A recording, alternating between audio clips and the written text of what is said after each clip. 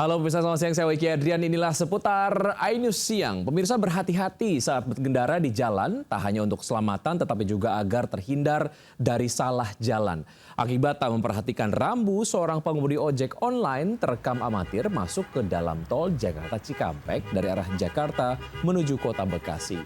Pemotor beratribut ojol ini terekam amatir saat melintas di ruas tol Jakarta Cikampek, tepatnya di jalur arah Jakarta menuju Bekasi. Pemotor ini masuk ruas tol melalui gerbang tol kawasan Halim, Jakarta Timur.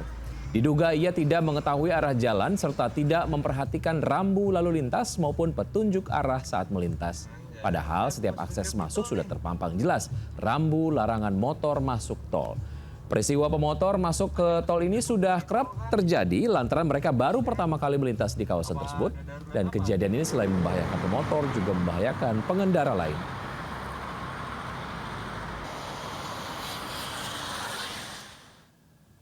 Warga panik hingga berlarian keluar rumah usai mendengar ledakan seperti bom saat api melalap stasiun pengisian bahan bakar LPG atau SPBE di kota Bekasi, Jawa Barat. Akibat ledakan itu 15 orang karyawan SPBE dan warga menjadi korban dan menderita luka bakar 60 hingga 70%.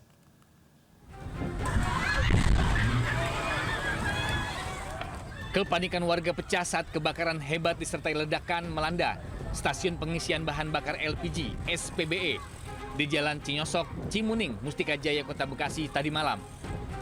Warga yang tengah beristirahat berhamburan keluar rumah menyelamatkan diri. Dugaan awal pemicu kebakaran karena adanya kebocoran gas saat pengisian tabung ke utama. Petugas damkar segera ke lokasi untuk melakukan pemadaman. Namun besarnya kobaran api dan banyaknya bahan mudah terbakar menjadi kendala saat proses pemadaman. Proses pemadaman dilakukan menggunakan foam dan deterjen untuk mempercepat proses pemadaman. Akibat kejadian ini, 15 orang terdiri dari karyawan SPBE dan warga jadi korban dengan luka bakar 60 hingga 70%. Seluruh korban dibawa ke Rumah Sakit Satria Medika dan RSUD Dr. Hasbullah Abdul Majid.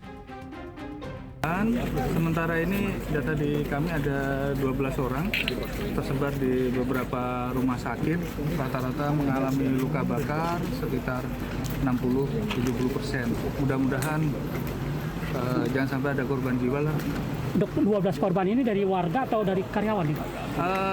Ada dari warga, ada juga dari karyawan. Sementara itu dampak kebakaran juga menyebabkan 14 rumah warga mengalami kerusakan parah. Untuk sementara, warga yang terdampak harus tinggal di posko pengungsian yang didirikan BPBD Kota Bekasi. Dan untuk proses pemadaman, 15 mobil damkar dikerahkan ke lokasi. Saat ini, polisi juga masih melakukan investigasi terkait dugaan kelalaian prosedur saat proses pengisian gas yang menjadi pemicu kebakaran. Dari Bekasi, Jawa Barat, Rahmat Hidayat, iNews melaporkan. Pemirsa, jurnalis kami Selena Yahya saat ini berada di lokasi ledakan stasiun pengisian bahan bakar LPG atau SPBE Kota Bekasi, Jawa Barat. Selamat siang Selena, bisa Anda gambarkan bagaimana kondisi puluhan rumah warga yang terbakar akibat ledakan di SPBE di sana? Ya, Wiki dan juga pemirsa, saat ini situasi terkini di SPBE Cimuning, Mustika Jaya, Kota Bekasi, kini terlihat sangat banyak adanya dinding yang sudah terkena asap, api, dan juga banyaknya puing-puing yang sudah runtuh akibat adanya ledakan dari SPBE Cimuning, Kota Bekasi, yang dimana memang pada tanggal 1 April 2026, tepatnya pukul 9 malam, terjadi ledakan yang cukup besar sehingga masyarakat di sekitar sini memang mendengar ledakan tersebut dan langsung lari berhamburan. Kemudian adapun warga yang terdampak pada kejadian ini ada sekitar 14 orang, yakni mengalami luka bakar yang cukup parah di angka 50% ke atas.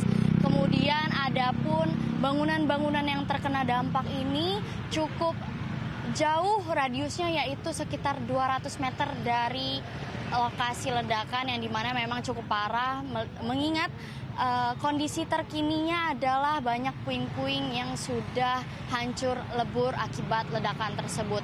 Dan adapun korban yang mengalami luka berat atau luka bakar telah dirujuk ke rumah sakit terdekat, yakni RSUD dan juga rumah sakit swasta yang ada di Kota Bekasi, lebih tepatnya yang lebih dekat dari Cimuning Mustika Jaya ini. Kemudian nantinya juga pemerintah Kota Bekasi akan memberikan perhatian yang dimana akan dibantu dengan adanya BPJS agar pemulihan korban bencana ini, korban kejadian ini agar cepat pulih kembali. Begitu, Wiki. Baik, Selena, terima kasih atas informasi yang Anda sudah sampaikan. Selamat bertugas kembali. Ya, pemirsa, sementara itu 14 orang korban kebakaran dan ledakan di SPBE hingga kini masih dirawat di Rumah Sakit Bekasi, Jawa Barat. Biaya penanganan korban di rumah sakit ditanggung pihak PT Pertamina Patraniaga dan pemerintah Kota Bekasi. Seluruh korban ini umumnya menderita luka bakar akibat ledakan SPBE PT Indogas Andalan Kita di Jalan Cinyosok, Cimuning, Mustika Jaya, Kota Bekasi tadi malam. Korban dirawat di Rumah Sakit Permata Bekasi, Mustika Jaya. Saat ini 1 orang masih berada di ruang IGD dan akan dipindahkan ke ruang rawat inap. Sementara 1 orang lainnya menjalani perawatan di ruang ICU akibat luka bakar yang cukup parah. Korban mengaku saat kejadian api cepat merembet sehingga tidak sempat menyelamatkan diri.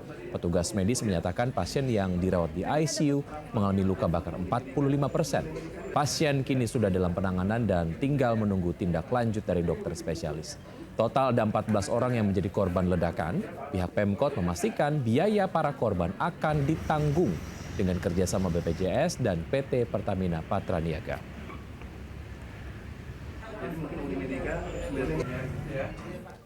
Beralih ke informasi lain, pemirsa, gempa magnitudo 7,6 mengguncang Sulawesi Utara dirasakan kuat di Manado, Bitung, Ternate hingga Maluku. Ratusan bangunan rusak, bahkan gedung Gor Konisario baru di Manado roboh, menewaskan seorang penjaga kantin.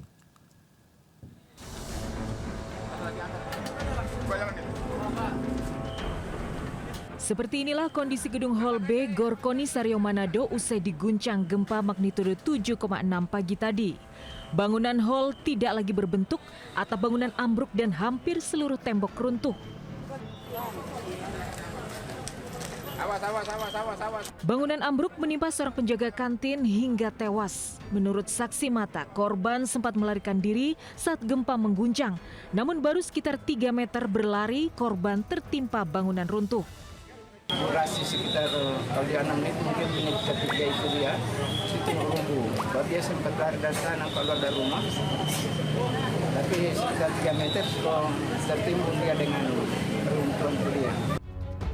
Dari data BMKG, gempa besar berkekuatan magnitudo 7,6 terjadi pukul 6.48 waktu Indonesia Tengah. Saat warga bersiap beraktivitas di pagi hari. Titik gempa berada di 129 km tenggara Bitung dengan kedalaman 18 km. Pusat gempa di Bitung tapi dirasakan kuat di Manado, Maluku Utara hingga Ternate. Di Bitung, Sulawesi Utara, para pasien panik berhamburan keluar gedung Rumah Sakit Budi Mulia saat gempa yang berlangsung 10 hingga 20 detik. Guncangan gempa terasa hingga membuat dinding rumah sakit retak.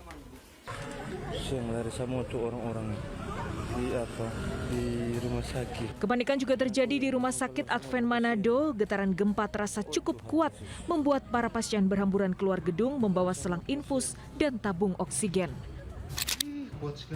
Getaran gempa juga terasa hingga Kota Weda, Ternate. Warga berhamburan keluar rumah dan menuju tempat terbuka hingga lari ke dalam hutan. Ini warga berhamburan kan? Di Kota Ternate, guncangan gempa merusak gereja Kalvari di Kelurahan Lelewi. Atap gereja roboh menimpa sejumlah fasilitas di dalam gedung.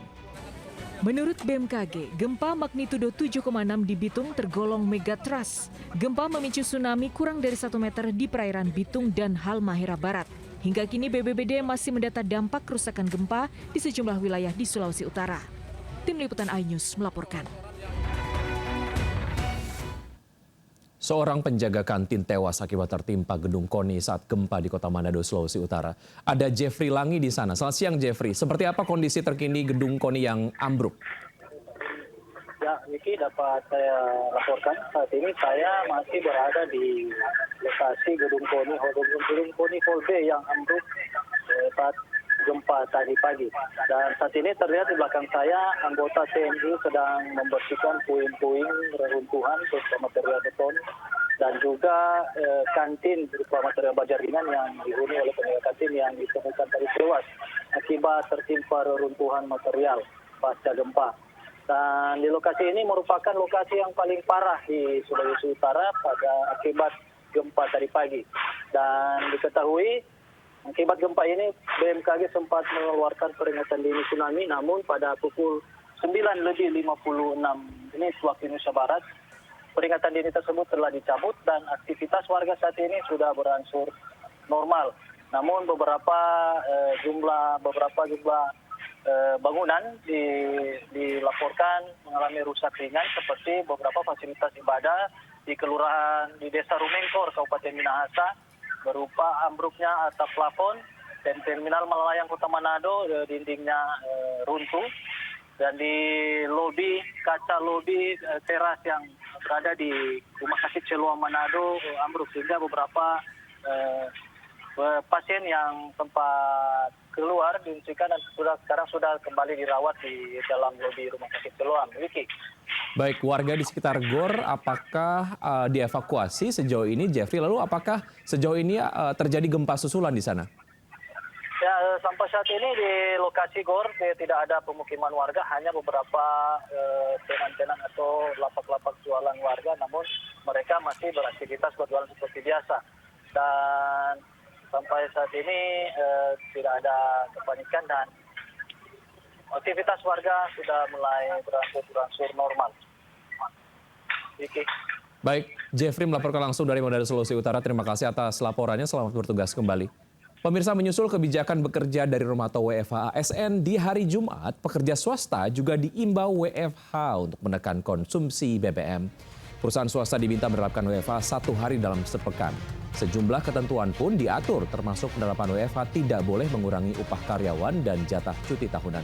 Hal tersebut disampaikan Yasirli saat membacakan surat edaran tentang WFH dan program optimasi pemanfaatan energi di tempat kerja di kantor Kemenaker, Jakarta, Rabu kemarin. WFH bagi pekerja atau buruh selama 1 hari kerja dalam 1 minggu sesuai kondisi perusahaan, dan jam kerja WFH diatur oleh perusahaan dengan ketentuan A. Upah atau gaji dan hak lainnya tetap dibayarkan sesuai ketentuan. B. Pelaksanaan WFH tidak mengurangi cuti. Perang Amerika Serikat, Israel, dan Iran di belahan dunia yang jauh dari Indonesia ternyata berdampak pada meja makan para ibu. Akibat lonjakan harga kedelai impor Amerika, ukuran tahu dan tempe di pasar tradisional lebih kecil dari biasanya.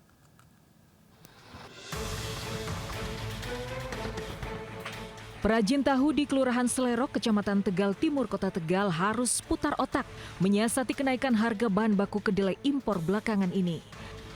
Sejak perang Amerika dan Iran merebak, harga kedelai impor naik jadi 10.100 dari biasanya 8.500 per kilogram. Tapi menaikkan harga jual tahu bukan pilihan di tengah lesunya daya beli. Perajin pun memilih memperkecil ukuran tahu agar bisa tetap dapat untung. Kedelainya impor dari Amerika. Tapi rencana naik terpaksa ya Pak? Kayaknya kayak gitu, agak naik kayaknya. Putar otak agar tidak merugi juga dilakukan perajin tempe di Kampung Tempe Bagusari, Kelurahan Jogotrunan, Lumajang, Jawa Timur. Sejak sebulan terakhir, harga kedelai melonjak jadi 10.500 dari sebelumnya 9.000 per kilogram. Agar tidak merugi, perajin mengakali proses produksi dengan cara menggiling kering kedelai agar tidak menyusut saat perendaman dan peragian. Ya, kalau pendapatan memang berkurang karena dengan tambahan naiknya harga itu. Jadi misalkan sekarang naik 1.000 berarti penghasilan saya 200 itu nggak ada sudah buat untuk kenaikan kedelai itu.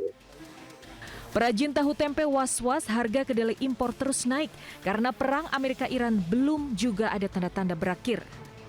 Tim Liputan iNews melaporkan. Ya, tidak hanya tahu tempe yang terdampak perang Amerika-Iran, sejumlah pedagang makanan juga mengeluhkan lonjakan harga beragam jenis plastik kemasan usai Lebaran. Sejumlah pedagang makanan di kawasan Menteng, Jakarta Pusat mengeluhkan kenaikan harga plastik yang meroket pasca Lebaran. Bagi pedagang makanan berkuah seperti soto, sop hingga capcay, plastik adalah kebutuhan pokok yang tak tergantikan. Tapi kini berbagai jenis plastik pembungkus anti panas harganya naik cukup tajam. Plastik ukuran 2 kg dari biasanya Rp12.000 kini menyentuh harga Rp17.000. Sementara plastik ukuran 1/4 dan setengah kilogram naik dari Rp10.000 menjadi Rp14.000. Bahkan harga plastik kresek pun turut meroket dari Rp12.000 menjadi Rp17.000. Meski hanya plastik pembungkus, tapi kondisi ini cukup berpengaruh pada pendapatan para pedagang kecil. Kenaikan harga plastik imbas lonjakan harga biji plastik sejak pecahnya perang Amerika-Iran.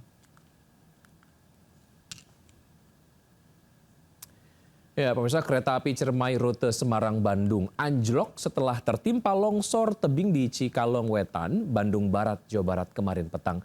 Sebanyak 500 penumpang selamat, namun 7 perjalanan kereta dari Jakarta ke Bandung dibatalkan.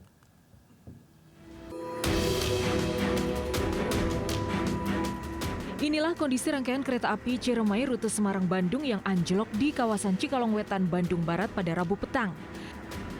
12 gerbong kereta termasuk lokomotif terhenti sekitar 200 meter jelang terowongan Sasak Saat. Kereta anjlok setelah lokomotif tertimpa longsor tebing setinggi 60 meter dan material longsoran menutupi rel. Jadi pas keretanya lagi jalan itu karena posisinya lengkung, jadi ya tiba-tiba ada longsorannya, kita nggak bisa hindarin, Mas. Seluruh penumpang selamat, namun dampaknya 7 jadwal perjalanan kereta api jarak jauh dibatalkan. Di antaranya kereta rute Bandung-Jakarta seperti KA Parahyangan, KA Papandayan, dan komuter lain. Juga kereta Serayu rute Purwokerto Pasar Senen. Calon penumpang diimbau melakukan refund tiket dan mencari alternatif transportasi lain. Sementara itu proses evakuasi lokomotif berlangsung hingga 9 jam baru selesai tengah malam akibat kendala hujan deras dan bahaya longsor susulan. Jalur rel masih dalam upaya pembersihan material longsor. Dari Bandung Barat, Jawa Barat, Yuwono iNews melaporkan. Pemirsa, usai Lebaran kemarin, berhati-hatilah saat menerima uang pecahan Rp100.000 cetakan baru. Polisi kembali membongkar sindikat pengedar uang palsu hingga ratusan juta rupiah di wilayah Bogor, Jawa Barat. Polisi juga mengamankan 1 pelaku serta sejumlah alat produksi pencetak uang palsu.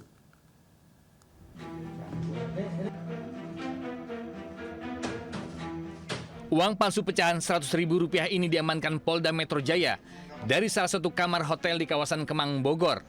1 orang pelaku, MP, turut digelandang saat polisi menggeledah kamar hingga menemukan uang palsu senilai Rp620 juta.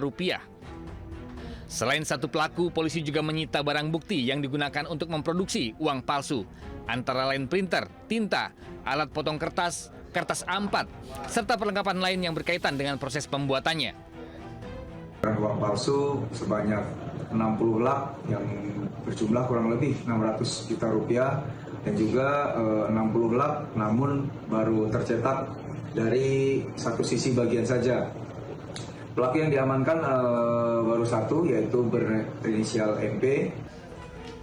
Hingga kini, polisi masih mengembangkan kasus ini dan menelusuri kemungkinan pihak lain yang terlibat serta mendalami peran pelaku pada kasus peredaran uang palsu ini. Dari Jakarta, Helmi Sayangbati, iNews melaporkan. Memanfaatkan rumah kontrakan yang tertutup, seorang pria nekat memproduksi narkoba jenis tembakau sintetis di kawasan Menteng Atas Setiabudi, Jakarta Selatan.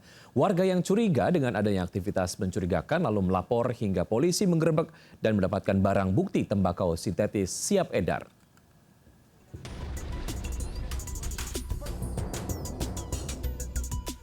Rumah kontrakan ini dijadikan tempat produksi narkoba jenis tembakau sintetis digerebek polisi di kawasan Menteng Atas Setiabudi, Jakarta Selatan. 1 tersangka pengedar sekaligus pembuat narkoba MS diamankan beserta barang bukti. Total polisi mengamankan narkoba jenis tembakau sintetis dengan berat kotor 341,60 gram beserta bibit sintetis seberat 26,15 gram. Selain tembakau sintetis, sejumlah peralatan untuk produksi seperti cairan kimia, alkohol, alat semprot, timbangan digital, dan plastik klip turut disita sebagai barang bukti. Hasil pemeriksaan awal, tersangka memasarkan barang haram melalui media sosial dengan sistem transaksi dan distribusi yang dilakukan secara terselubung. Modus mereka melakukan penjualan diantaranya dengan melalui media online berupa Instagram melalui akun. Kami menghimbau kepada masyarakat agar tidak pernah mencoba ataupun menggunakan narkoba. Saat ini tersangka sudah dibawa ke Ditres Narkoba Polda Metro Jaya untuk kepentingan penyelidikan lebih lanjut dan mencari jaringan pengedar narkoba sintel lainnya. Dari Jakarta, Helmi Sajangbati, iNews melaporkan. Ya, pemirsa, proses perceraian seringkali menjadi pemicu kekerasan dalam rumah tangga. Akibat perebutan hak asuh anak, seorang wanita menderita luka sayat di wajah dan harus mendapatkan 127 jahitan di Pematang Siantar, Sumatera Utara. Korban dianiaya menggunakan senjata tajam oleh sang suami.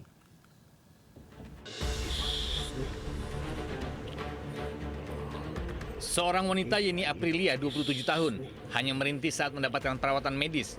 Usai dianiaya suaminya, Andika, 37 tahun, dengan senjata tajam di asrama Martoba, Nagapita, Kecamatan Siantar, Martoba, Pematang Siantar.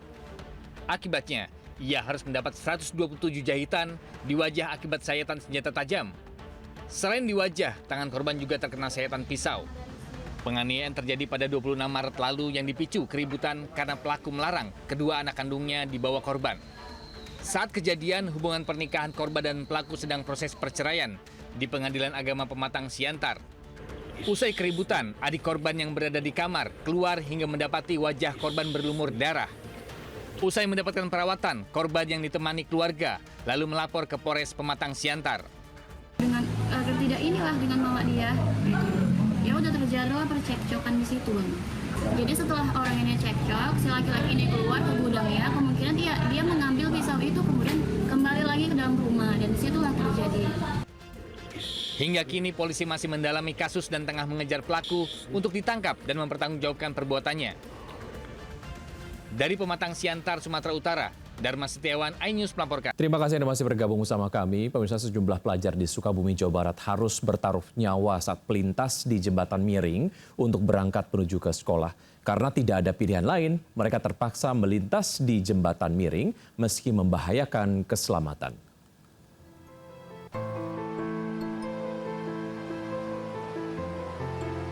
Meski kondisi jembatan ini sudah miring, namun sejumlah pelajar tetap nekat melaluinya setiap hari karena lebih singkat untuk sampai ke sekolah mereka di Karangtengah, Cibadak, Kabupaten Sukabumi. Akibatnya, para pelajar harus bertaruh nyawa saat menyeberang karena kondisi yang memprihatinkan ini sudah lama rusak. Tak hanya dilalui pelajar, jembatan juga digunakan warga untuk beraktivitas. Warga nekat melintasi jembatan tersebut meski bahaya mengintai sewaktu-waktu karena jembatan hanya disanggah 2 batang bambu saja. Ini jalan umum, tapi ada lewat yang sana tapi jauh, sekitar 2 kilometer. 2 kilometer? Ya. Jadi walaupun ini berbahaya tetap jalan sini? Ya, takut sih, gitu. Cuman gimana lagi? Yang satu-satunya jalan ini, gitu. Warga berharap jembatan bisa diperbaiki karena merupakan akses vital dan akses terdekat bagi warga untuk menunjang aktivitas pendidikan dan perekonomian. Dari Sukabumi, Jawa Barat, Budi Setiawan, iNews melaporkan. Kami akhiri jumpa kita siang hari ini. Saya Wiki Adrian bersama tim yang bertugas undur diri, tetap semangat dan sampai jumpa.